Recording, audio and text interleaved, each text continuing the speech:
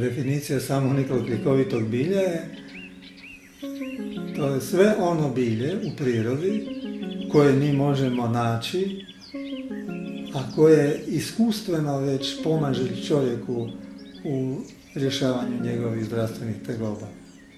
Negdje oko 300 biljaka se vrti, znači u našoj okolini gdje možemo to bilje iskorištavati za zdravstvene tegobe.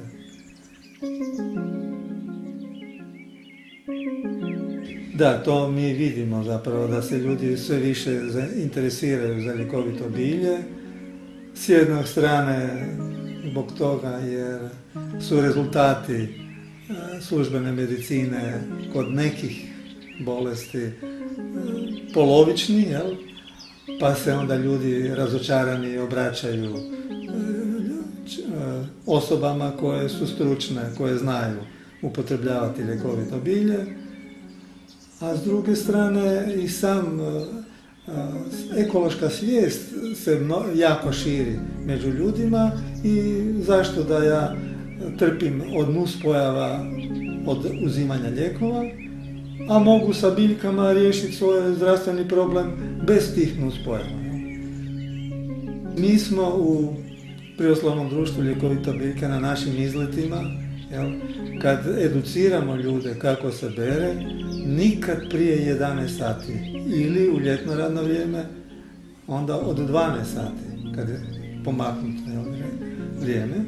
Znači od 12 pa tih 4 sata, 12, negdje kad je jako dugačak dan do 5 sati, ali obično do 4 sata, jer već iza toga polako se u zraku skuplja vlaga i jasno da ta vlaga onda vlaži bilje.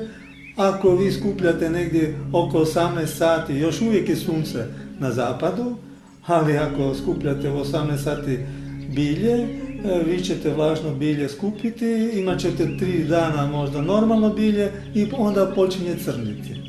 I na taj način šta ste učinili? Uništili bilje ono koje ste zakupili svoj trud i bilje sa terena. Pa najčešće se beru zapravo gornje trećine biljaka. Znači, mi to zovemo vrškovi u cvatu. Gornja trećina biljaka, to je najčešće. A onda vrlo rijetko se bere korijenje.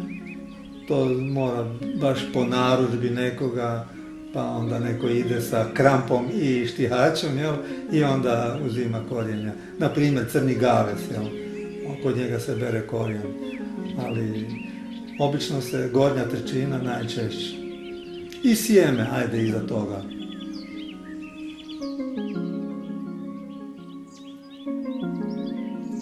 Dakle, kad pusti neku osobu, onaj upravitelj šumarije, da mu tamo bere ili određenu grupicu ljudi, osoba koje beru bilje, onda bi trebao reći: hoću i za vas da je ostalo najmanje trećina biljaka.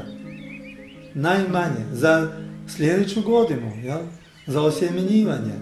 A ne da se pobere sve, a kako će se onda osjemeniti.